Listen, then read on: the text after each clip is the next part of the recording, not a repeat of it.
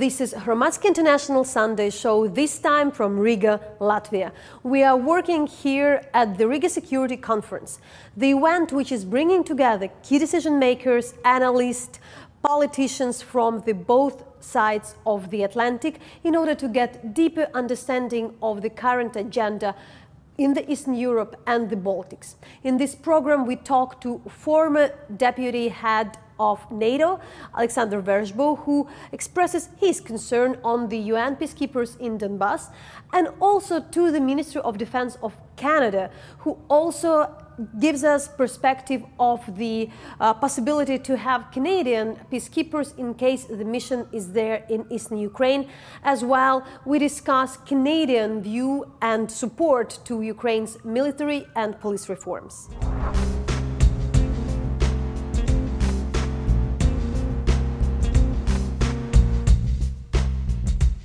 We had recently the visit of the Ukrainian president to Canada. Yes. So what really were the results? What the Ukrainians can expect and what the Canadians should know? Well, first of all, when I got to meet President Poroshenko with our Prime Minister, obviously we had our bilateral talks, but more importantly, we got to greet and meet your athletes for the Invictus Games. And the resiliency of your soldiers, your security personnel, who then got to participate in the games and go on to win medals. It was actually very inspiring, just as it's inspiring to meet our soldiers as well. But more importantly, when the athletes arrived from Ukraine, they were actually greeted by the Ukrainian community who are in Canada, and they got that warm welcome. So our meetings that we had and discussions that we had is based on a very close ties. We talked about Operation Unifier, our contribution in Ukraine, and we talked about economic growth as well. And we talked about many other initiatives that we can do to help Ukraine and work together. But one thing is for sure, our Prime Minister re-emphasized Canada's commitment to the Ukraine.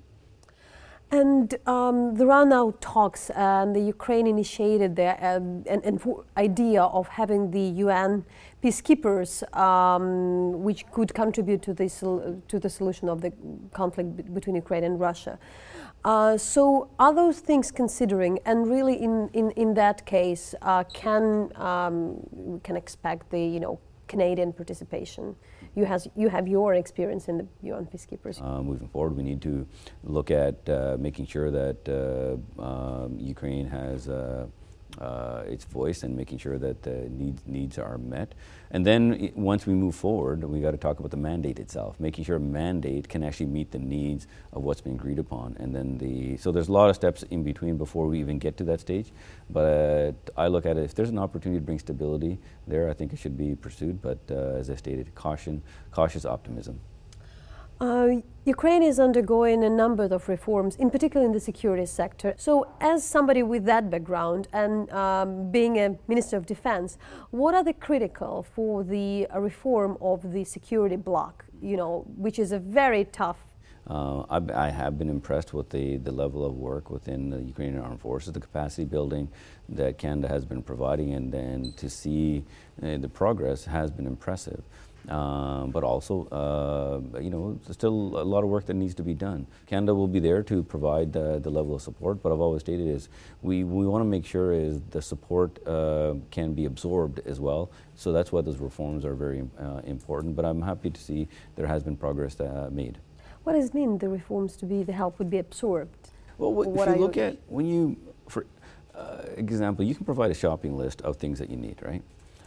If you don't have the ability to utilize it well, you can bring in a capability, right, and ask for something and provide it. But one is you need to be trained on it. That's the one obviously we know. But then how do you utilize that system? A system itself it has an effect.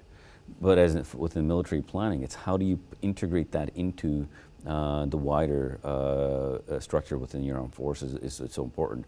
The command and control structure. Then you can have the greatest fighting force, but if you can't sustain it, right, you're not going to be able to fight very well. And that's why that sustainment piece, the logistic piece is so important, and that's why the reforms are important. So based on the capacity building as you move forward, it allows you to absorb the additional capabilities and utilize it to the maximum effectiveness. And that's how we're trying to describe that. Canada is also backing the Ukrainian police reform. Now, you represent a different ministry, yet still, what are also, as we have this background working in police, also what are the critical things in probably changing the mindset, or is it like an equipment, what are the things to reform first for the police being, trusted by their people? No, as a former police officer, this is something I've been very impressed with in Ukraine, how those reforms in policing have progressed extremely well, where the confidence, you can see the confidence within the Ukrainian population. The police professionalization and the reforms that's taken is critical, because they're the ones that actually deal with the population and give confidence. And if a population has confidence in the police force, then you have a much greater confidence in your wider security apparatus and agencies. I think the military can learn a little bit also on how the police reforms have gone. So you mentioned that there is a community base there. You have seen the roots of that. In fact, I actually met with a retired RCMP officer who actually served in Afghanistan. And so I knew him from there. So he gave me a very detailed perspective of what was going on. And when he said that he was impressed with the changes, and more importantly, the confidence that it was building with the population, I knew that it was working well. And hence the reason why we wanted to provide greater support. When things are going well, you want to make sure that you can actually provide greater support in that arena. But ultimately, the greatest success really is the population itself and the resiliency that's there. Like if you obviously know this far better than I do, and I got to go to Kyiv for the first time. When you land and you see the normality, skyscrapers being built, you just think you're visiting any other European city, and let alone the challenges that the nation is facing. And the engagement of civil society in Ukraine is also equally as impressive, and how they've taken on this challenge, come together, and being able to volunteer their expertise. And I saw that directly in terms of the technology that's coming in because of the ingenuity. The Ukrainian community in Canada, there are among a lot of supporters of the Conservative government, and especially for their foreign policy being probably a bit more tough. And now there are talks about providing the lethal weapon by the US, which are more actual than they used to be. So what would be your answer on providing the lethal defense weapon on Ukraine? Well, actually, remember to go back to our original conversation. If we go back to a shopping list of providing something, it doesn't mean you're going to achieve the aim. What are we trying to achieve? And that's where I had a really good discussion with Minister Polchak, and him being a very accomplished military general, he understands when if you want to do something, build the long enduring capacity, you need a plan. That's one of the reasons why when we formed government, we wanted to actually put a realistic plan, not just get political checkpoints. We moved with a defense cooperation agreement, which is going to allow now Ukraine to have greater access to a Canadian defense industry. And then we're going to be able to not only create a plan for what the needs are, but then we'll build a plan on the capacity building with our number of personnel that are in Ukraine right now. Sergei Guriev is a world-renowned economist. Currently, the chief economist of the BRD expresses his assessment of real impact of the sanctions on Russian economy, as well if the post-Soviet countries are coming out of the recession.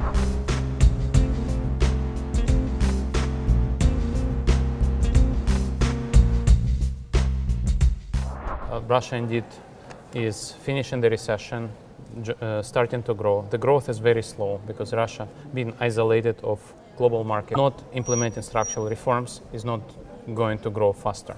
And the consensus is something like 1 or 2% growth, probably closer to 2 these days as oil prices are a bit higher than expected.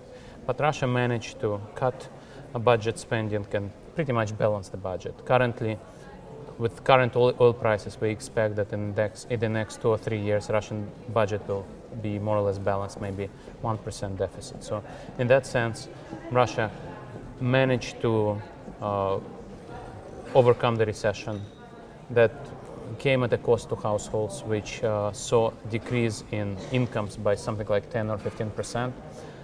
But overall, Russian economy is now growing, the budget is balanced, and in that sense, we don't see disastrous implications. But what would be your assessment of the way the Ukrainian economy is doing, if we also compare to what it could have been in negative and positive terms? I think indeed there is a consensus that the Ukrainian economy is now growing at 2%, maybe at 3%, depending indeed on implementation of reforms. Indeed, some reforms that were promised are happening slower than expected, but yet there are major achievements that we cannot deny. Ukraine has cleaned up banking system. Ukraine stabilized macroeconomics. After huge devaluation, Ukraine is managing inflation down in a reasonable way. Budget deficit has been cut from 10% of GDP to 2 or 3% of GDP. There are general successes in fighting corruption, although there is only a beginning of this work. There are many more reforms to implement, and we see setbacks in, for example, in improving corporate governance in Naftogaz. We see that privatization is not started yet. Land reform, pension reform are being discussed and probably will be implemented, but not yet. So all these issues are on the agenda, and implementing those reforms is crucial for having Ukraine grow faster. And yet, again, electronic procurement system is definitely a major step forward.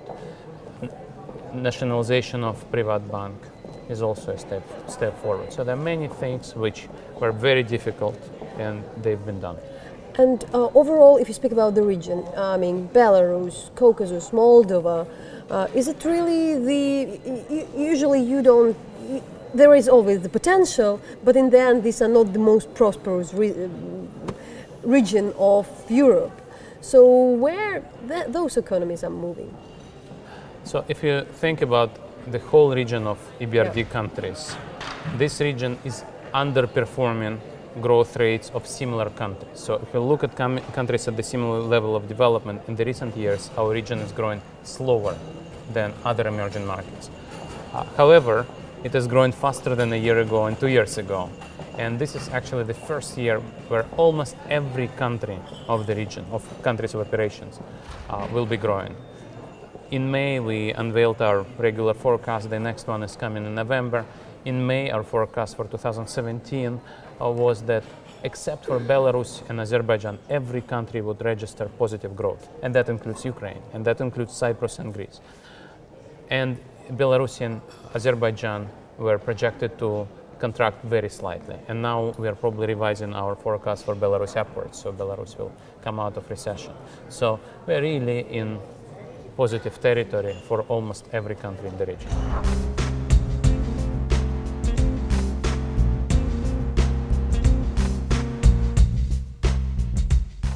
Ambassador, so the hot topic in Ukraine is the UN peacekeepers, but you raise some of the concerns, and also we know the decision depends on Russia.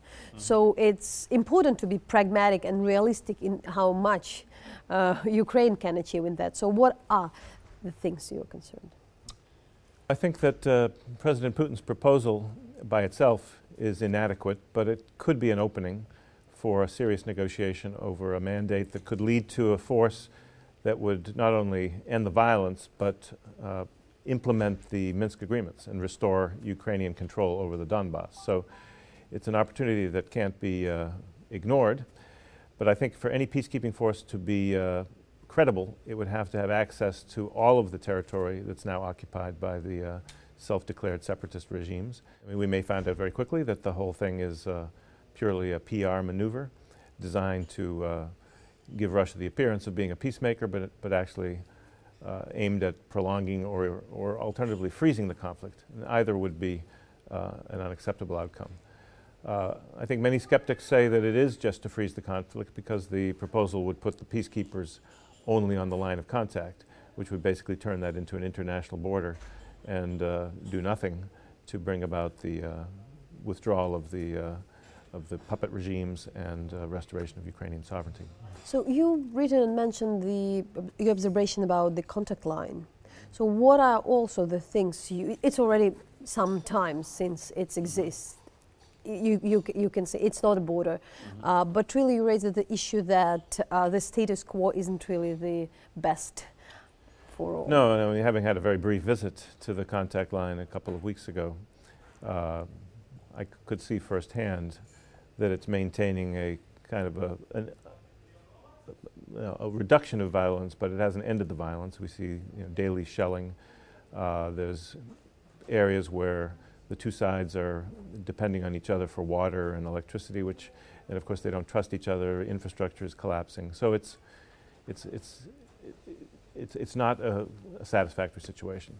So for humanitarian reasons, but also given that Russia signed up to the Minsk agreements, we should insist on finding a real solution. And the Russians need to understand that they'll never see a serious improvement in U.S.-Russian relations unless the Donbass is solved. That is, for me, the sine qua non for any improvement in U.S.-Russian relations.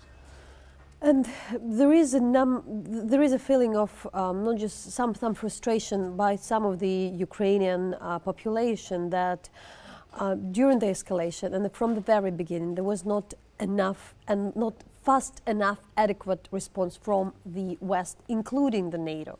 That much could have been done if things had been done on time, not way later.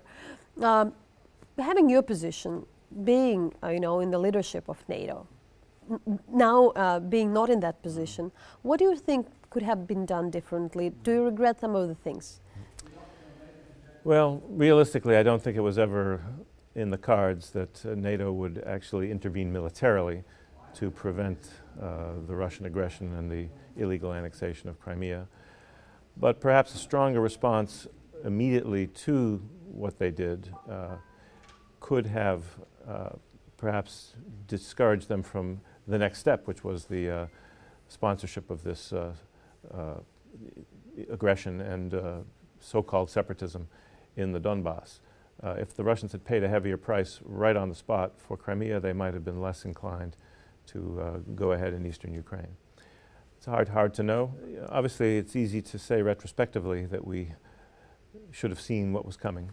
Putin's speech at the Munich Security Conference in 2007 made very clear that he was not satisfied with what he described as the unipolar world order and with the U.S. effort to dictate its values and its solutions to other powers, particularly Russia. And we should have learned even more that he didn't just say that. He acted upon it when he invaded Georgia in 2008. So we should have appreciated that for Putin, Ukraine's closer relationship with the European Union was just about as bad as its closer relationship with NATO, and that he would react to the setback when the Maidan occurred. But I think we never fully imagined that he would literally break international law and annex territory the way he did. But I think we've learned that lesson too, that we can't underestimate Mr. Putin. And for the solutions, there are two schools of thoughts about how Ukraine can build their relations with NATO. That some people would say that talking about the NATO accession for Ukraine would be provocation, and maybe you do the things slowly, silently, without doing that, and maybe even that for some time Ukraine shouldn't speak about that in order to get Crimea back, and that would be the part of the concession. The others, especially a lot of people here in Baltics, would say that, Putin misuses the situation when he understands that there is a bit of the softness. So what you would say, how much Ukraine can get at this stage from NATO, how strong it could be and might be in their public willingness to join NATO? Well, I think it calls for a certain diplomatic nuance. On the one hand, I don't think Ukraine should be in any way shy or inhibited about saying that its ultimate ambition and its goal is to become a member of NATO, and insist that NATO allies stand by their position of principle on the open door and on the right of any country to choose its security arrangements as set forth in the Helsinki Final Act. At the same time, the fact is Ukraine isn't ready for membership today, and NATO allies are probably not ready to vote in support of Ukrainian membership today. So in practical terms, Ukraine should focus on preparing itself. Maintain the principle, but don't submit your application tomorrow. Do what I think President Poroshenko has said. Carry out the necessary work to complete defense reforms, to bring Ukrainian forces more in alignment with NATO standards, to do more exercises and training with NATO. So in a few years' time, he's talked about 2020, Ukraine may be more in a position to actually submit an application and turn this from an issue of principle into a practical issue. Final shortly, but what would be the sign for NATO and NATO members that Ukraine is ready? Because we have the talks, Ukraine has to do its homework. But what would be the sign that other homework is more or less done? Well, there's a complex array of criteria. There's no single thing. But I think one important benchmark would be to appoint a civilian Minister of Defense. I think that is ultimately seen as a test of consistency with NATO standards and traditions, to have civilian control of the military. But then there's a whole array of other professional measures of effectiveness, of interoperability, of readiness. I think cleaning out the corruption that still exists in the defense sector would be important. Well, that's the work of years, not months or days. And I think realistically, reaching some kind of political solution in the Donbass will make it easier for allies to contemplate the actual decision. If there's still kind of an undeclared war going on, realistically many allies will say, let's not decide this now, let's postpone. So I think it's in everybody's interest to try to bring about a diplomatic solution sooner rather than later. And the United States, I think by talking about providing Ukraine more defensive weapons, can help focus the Russians' minds on the reality that the situation for them will get worse rather than better the longer they delay a political solution. Prominent Latvian journalist Pauls Raunsap highlights the latest corruption scandal in his country and explaining how Latvia is healing itself from the oligarch.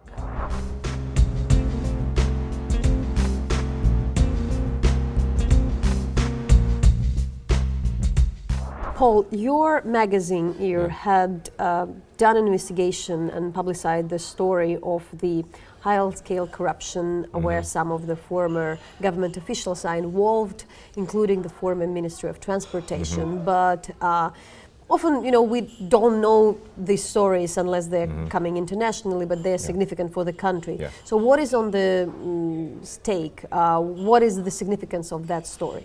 Well, the significance is that 10 years ago, 15 years ago, it was very clear to everybody in Latvia that the country was run by three oligarchs. Mr. Lembergs, Mr. Stressers, and Mr. Stēle. And they are? And Mr. Lembergs is still the mayor of Ventspils.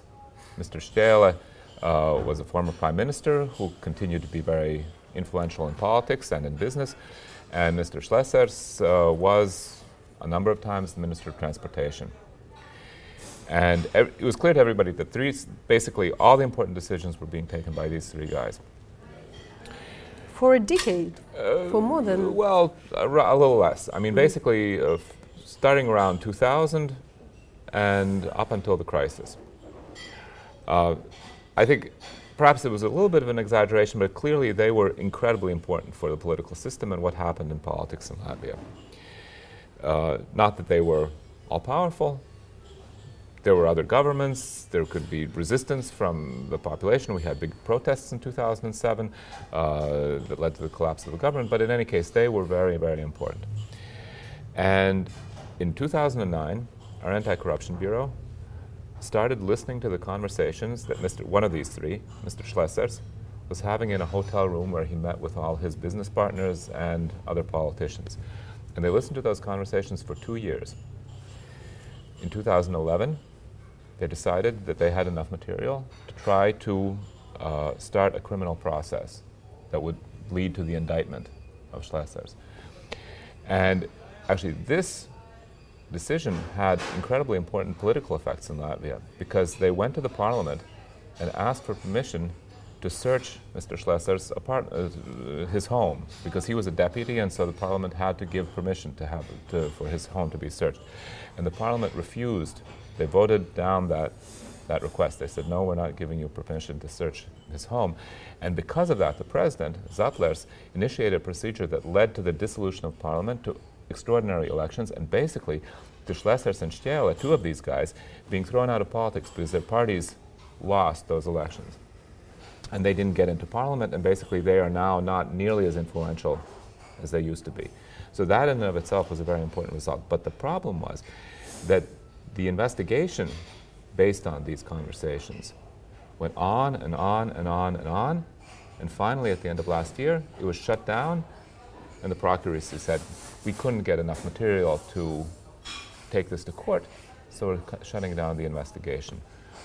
And what my magazine got was the conversations that took place in that hotel room between 2009 and 2011. But we took the most important parts and published them in 3 issues of our magazine, where you could see how Schlesers talked about his hidden interests in various businesses, how he made decisions as a minister, as a deputy, as somebody who was also very influential as a deputy in the Riga City Council, in the port of Riga, where these businesses did their thing. We saw, you could read how he talked with another of the oligarchs, Lembergs, about putting their candidate in for president of the country or for the general procurator and for all sorts of other important positions. They talked about how they controlled the press and the TV and how they influenced various television stations in Latvia. And this has, I mean, it's been like an explosion of a bomb in Latvia, because there are two issues. First of all, why was there no indictment? How could it be that after you read all this and it becomes entirely clear that these guys were conspiring to do all sorts of illegal things? It's clear from the conversations. Why was the procuracy not able to actually bring a case against Schlesers? And the second thing is, since Lembergs is still active in politics, what are the implications for politics today? And so a investigatory commission has been formed in Parliament that's supposed to come up with answers to these questions. And it's really one of the hottest topics in Latvian politics today. Do you think how successful is the Latvian Anti-Corruption Bureau? How established is that? How influential is that? Most important is that the person running the institution, but also at the next level, running the departments, that they are genuinely committed to these issues, to fighting corruption. In Latvia, that was the case for many years, starting around 2002, when the then government nominated a woman called Jutta Strīke to be the head of the Anti-Corruption Bureau. Parliament didn't accept that nomination from the government, but nevertheless she continued to work there as head of the investigatory department. A number of other very important investigations and indictments were thanks to the fact that there was a group of people in the Bureau who were very committed to fighting corruption, and despite all the political pressure, and there was a huge amount of political pressure against them all the time, they were able to continue these investigations. Unfortunately, we're in a situation right now where it's not entirely clear whether the Bureau will really be able to fulfill that role of investigating high-level corruption. They still continue to arrest policemen and things like that for taking small bribes, but whether they will continue working on high-level corruption is an open question. But the fact is that for almost 15 years, this was an institution that really did a great deal of good, that was that the bad guys were actually scared of. And even if there's a break now, even if we're in a situation where perhaps it's not as effective anymore, I think that experience in and of itself shows that it is possible, and that I hope that soon we'll be able to return to a situation where we once again will have people running the Bureau who are actively interested in fighting corruption. When we are speaking about corruption in Latvia, high-level corruption, all kind of the deals, of course the question of the Russian influence pops up. Latvia is the route for the Russian goods on external markets. So really in that particular case, Are there anything there, or this is an eternal Latvian case? Well, I mean, anytime you have people talking about doing business in ports, you have to talk about Russian transit. And there is one episode in these discussions that we published where Schlesser specifically talks about having a very rich Russian investor who is very closely tied to the Kremlin come in and build a fertilizer transshipment terminal in the port of Riga. So they do have these business interests. The other issue that's that is clearly tied to Russia is that Schlesser talks about being very interested in getting investments in various real estate development deals, and to get the money for that, he came up with a scheme to allow people who invest a certain money by buying an apartment or something in Latvia that they would get residency for 5 years in the country, which was a very controversial proposal, but he got that through Parliament, and it was clearly because he had these business interests that he wanted to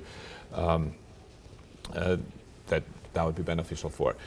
We don't see them talking about that kind of money exchanging hands between Russia and them. I'm not saying that that didn't happen, but we don't see that. We don't see that in the conversations about direct sort of corruption coming from Russia influencing them. But the fact is that maybe that's not even necessary, because their business interests are tied to Russia, and so they're always very aware of what the Russians are thinking and how, you know, and they don't want to do anything politically that could harm their businesses. So, you know, just the fact that they're doing business with the Russians and that's an important sort of income for them is a tool of influence. And I think that the publication of these conversations, hopefully, and we see that happening because there was an immense amount of interest. I mean, these issues were just sold out. I mean, you never see every copy of a print run of a magazine be sold out, and the last one that we ran, we only, out of all the thousands and thousands that we printed, we only got 200 back that weren't sold. So there was an immense amount of interest in this, and I think, and I hope, that the people who up until now have been kind of able to close their eyes, this will force them to say, well, you know, this is printed black on white. I read it, I read what they said, and they spoke in a very vulgar way. I mean, I'm not going to say all the words that they used, but you can probably imagine they used a lot of Russian swear words. When you read that and you say, you know, can I really accept this? And I think that I hope that for a significant number of the people who are willing to sort of close their eyes, they won't be able to do that anymore because we published this. So basically Russia is fighting, so basically we can say that with that Latvia is somehow healing itself from the oligarchs. Yep, that's what we're trying to do. The Ukraine's forum, Chatham House, had provides assessment of the reforms in Ukraine and Ukrainian anti-corruption fight.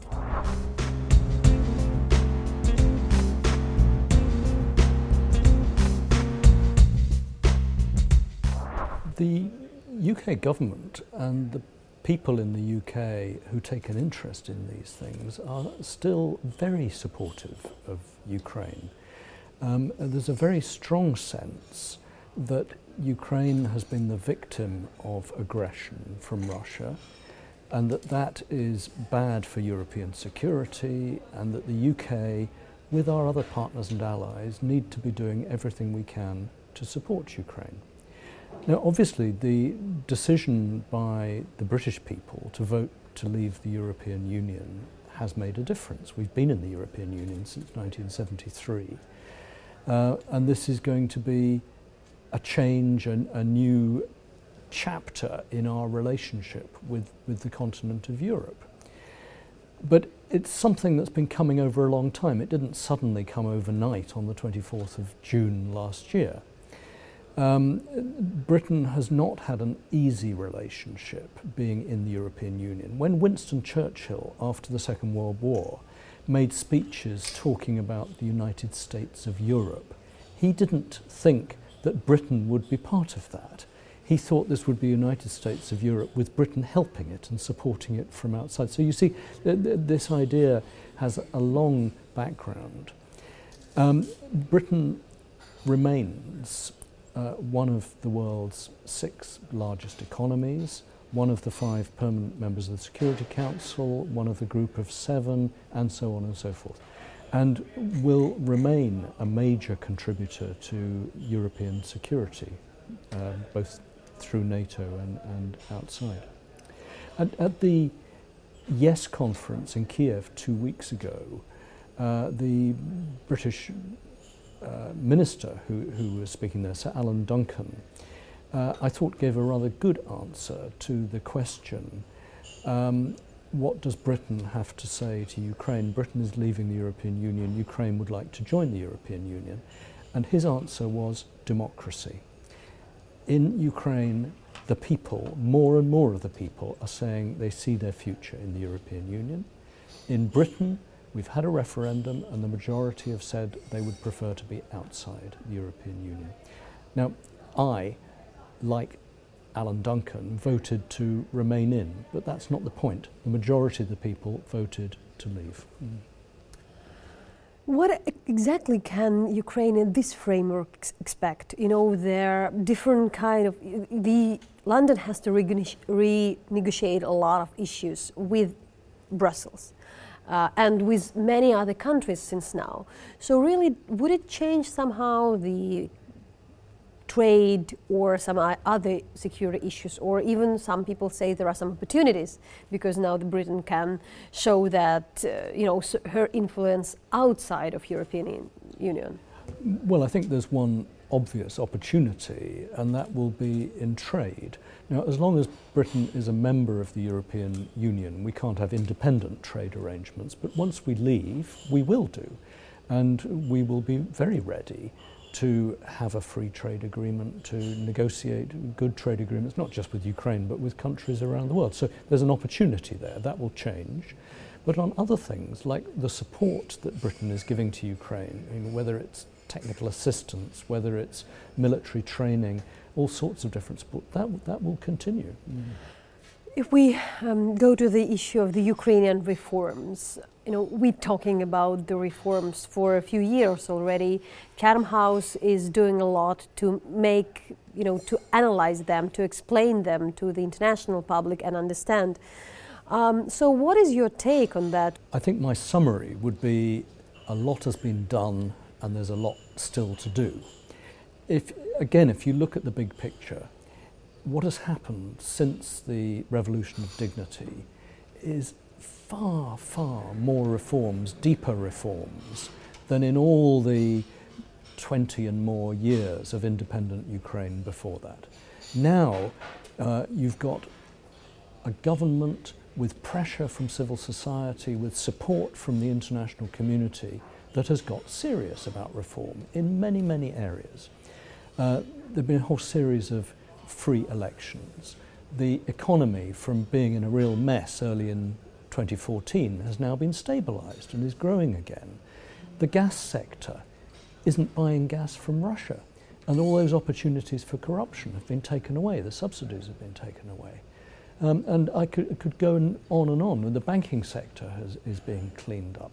Higher education, there's new laws there. But of course there's a lot still to do. And one of the most important areas is what to do about the courts and the judiciary, where the government has made a start, the constitution's been changed, the law's been changed, but they're now grinding through this process of choosing, well, who should the new judges be? Are they qualified? Are they the right people? And it's going to take time to work through that. They haven't really started yet on the prosecution service, the Prosecutor General. And there are the other difficult, big economic questions. There's still a huge number of state-owned enterprises in Ukraine. They need to get on with the process of deciding if they need to be owned by the state. If not, do they need to exist? Should they be privatized? What about land? How to encourage people to invest in the land, and so on. If you look at the statistics, the level of foreign direct investment in Ukraine is very low. It's much lower than it should be, given the resources and the skills in the country.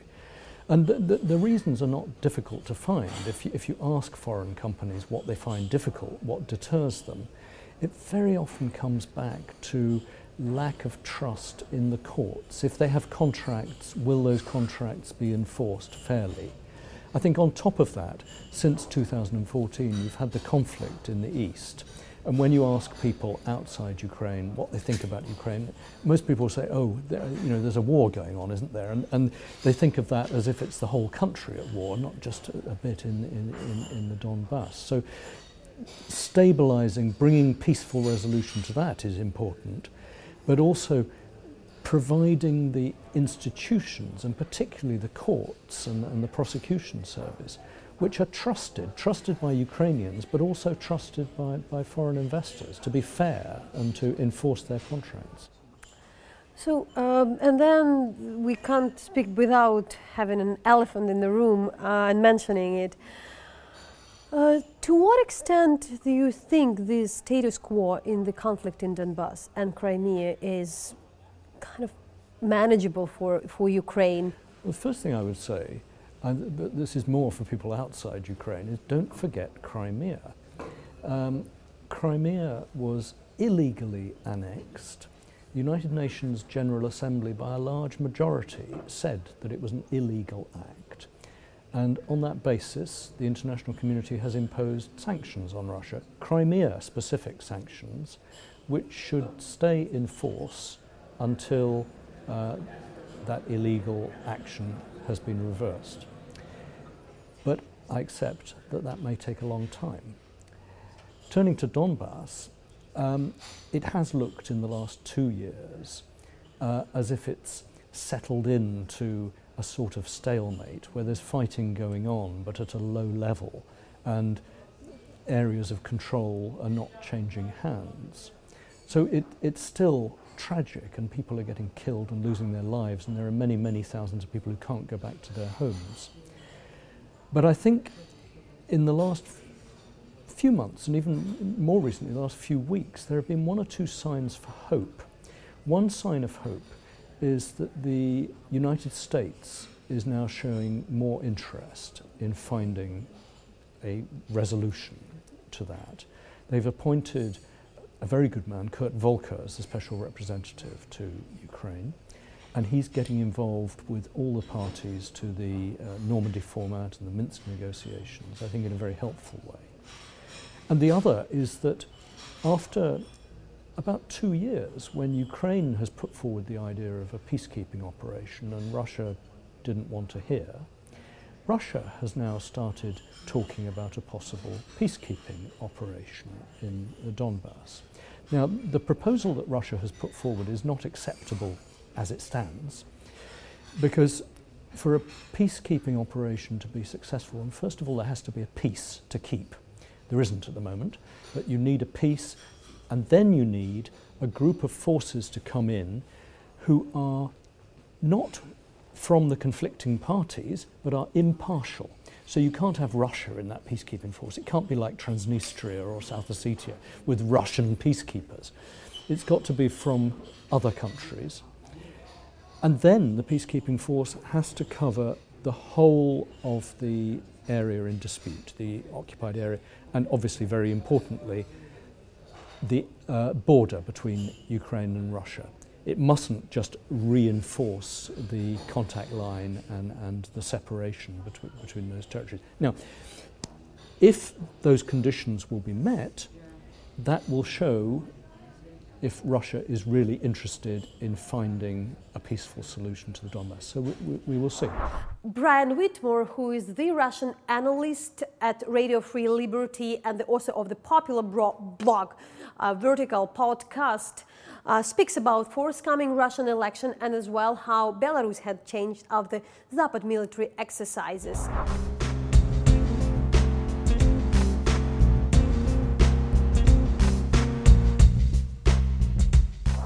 I'm going to make a crazy prediction and go out on a limb and say I think that Vladimir Putin will win the elections in March. I think I'm probably pretty safe ground there. No, seriously, I mean, these elections in Russia are legitimization rituals. Elections in Russia matter, but they don't matter in the sense that elections matter in democratic countries where you're seeing the will of the people. They matter because the regime uses them to legitimize itself, and it legitimizes itself to the extent that it puts on a good show. It gets a good turnout, it gets a good numbers, but also it puts on a good show. It tells the people a good story, that they can believe in. And this is why I think this election might be different from any election we've seen in the Putin period, because in one sense, this regime has run out of stories to tell its people. Putin's first story was, I will lift Russia up off its knees, I will create a dictatorship of law, I will bring you prosperity and stability after the chaos of the 1990s. And that was a very effective story, right? And that story carried Putin all the way, I'd say, to 2011, 2012, when you had prosperity like you'd never seen before in Russia. And what happens, what sociology teaches us, is that when you have a society becomes more prosperous, they stop caring only about economic issues and they start caring about higher issues. And then we had the Bolotnaya protests, right? This was essentially the new Russian middle class saying, we don't want just economic stability, we want political rights, we want political pluralism. Putin then had to come up with a new story, right? And the news story, of course, we sadly know what the news story was. The news story resulted from the annexation of Crimea, the war in the Donbass, and the news story was, I will revive your empire for you, I'll restore your lost pride. So if the old Putin was saying, you will trade your political rights for prosperity, the new story is you will trade your political rights and your prosperity for empire. And that lasted for a little while, but now that is wearing off. What story is Putin going to tell the Russian people this time? I don't know. What base, what data you have to support the idea? And also, we don't have a clear answer. Can the Kremlin still campaign with this slogan of the mighty military power, international power, or really people are fed up of that? Because what we know that people are fed up with Donbass in Russia. It's different with Crimea, but it doesn't mean that somehow the nationalistic and military sentiment won't be brought up again. Yeah, no, I think this story is pretty much running its course in Russia. I mean, at the time of the annexation of Crimea, I made a metaphor comparing this to, it's as if Putin gave the entire country cocaine. Right? The thing about cocaine, other than it being very bad for you, is that it wears off. And when it wears off, you need a stronger dose to keep the same high. And this Crimea drug was very powerful. I call it the Crimea drug. I actually wrote a blog titled The Crimea Drug. The Crimea drug is wearing off now. And the thing about this is that Crimea has packed such an emotional punch for the Russians that it's hard to top this. I believe that Putin is entering his lame duck period. Now, that doesn't mean he's going anywhere tomorrow, but Putin will turn 65 years old next month. He will, like I said, I'm going to go out on a limb and predict his victory in March. He wins another term, 6 years, and then he's 71. And this will be the end of his second consecutive term, right? Now, Putin's been kind of funny about this. He's been very disrespectful to much of the Russian Constitution, but there's one thing he's been very, very, very serious about obeying, and that's the clause in the Russian Constitution that says you cannot serve more than 2 consecutive terms. He went through all the trouble of the castling move with Dmitry Medvedev last time around because he didn't want to violate the Constitution. For some reason, he doesn't want to violate this clause. So 6 years down the road, Putin's going to have a choice. Does he violate the Constitution? Does he amend the Constitution? Does he ignore the Constitution? Stay on, which would essentially make him mean he's declaring himself president for life. So what happens?